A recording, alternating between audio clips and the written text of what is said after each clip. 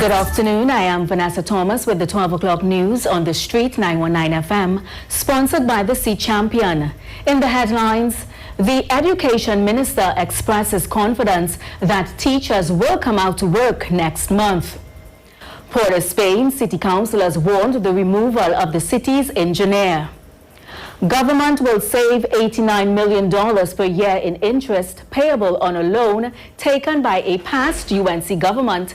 And internationally, Russians begin 7-day vote on reforms that will allow its president to stay in power until 2036. And now the news in detail. Education Minister Anthony Garcia says he is confident that teachers will come out to work next month to prepare students for their exams in August. Garcia was speaking during a tour of the Aranguez North Secondary School last afternoon when he confirmed that the SEA is on for August 20th. The minister said there is absolutely no way this date is going to be changed. However, this is in contrast to what the Trinidad and Tobago Teachers Association had said, that teachers were not willing to come out for work during their vacation. But Garcia said, after speaking to the Primary Schools Principals Association, he was assured that all stakeholders are on board.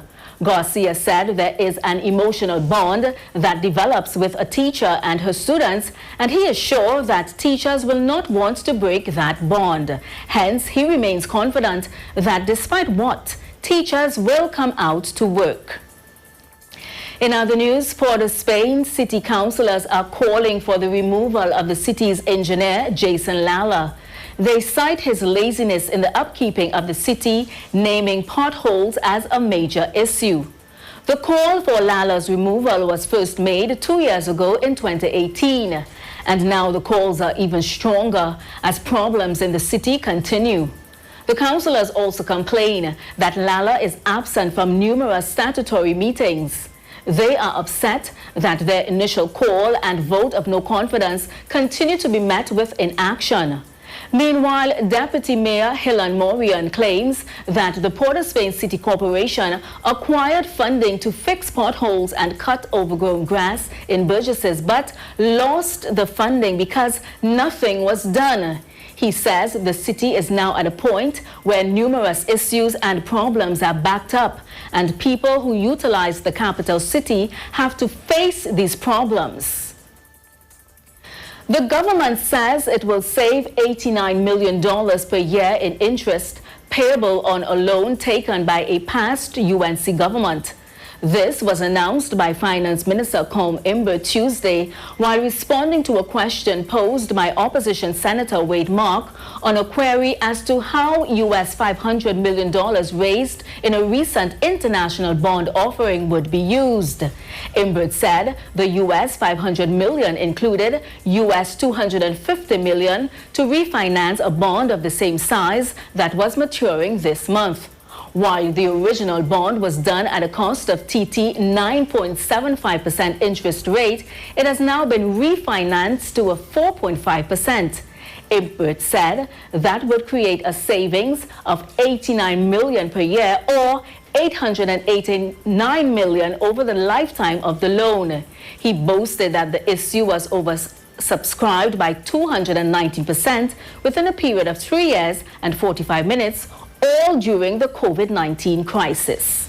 Finally, on the international scene, Russians today began a marathon 7-day vote on constitutional reforms that will allow President Vladimir Putin to stay in power until 2036. Officials have been pulling out all the stops for people to go out and vote on the amendments, which will provide the 67-year-old president with another 2 6-year terms, during which he will break Joseph Stalin's record of 30 years in power. The former KGB operative has held the reins, either president or prime minister, since 1999 and has not ruled out running again, but says he has not taken a final decision. And that was the 12 o'clock news on the Street 919 FM, sponsored by the Sea Champion, as we go recapping the headlines. The Education Minister expresses confidence that teachers will come out to work next month. Port of Spain city councillors want the removal of the city's engineer. Government will save $89 million per year in interest payable on a loan taken by a past UNC government.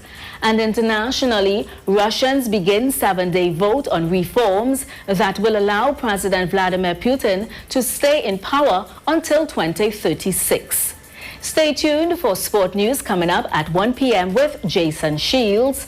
I am Vanessa Thomas. Do enjoy your afternoon. Renewable energy, and the Scarborough General Hospital returns to normal operations. Info update. Informative, insightful, unfiltered. The issues, topics and conversations that affect you. This is the THA's Daily Info Update.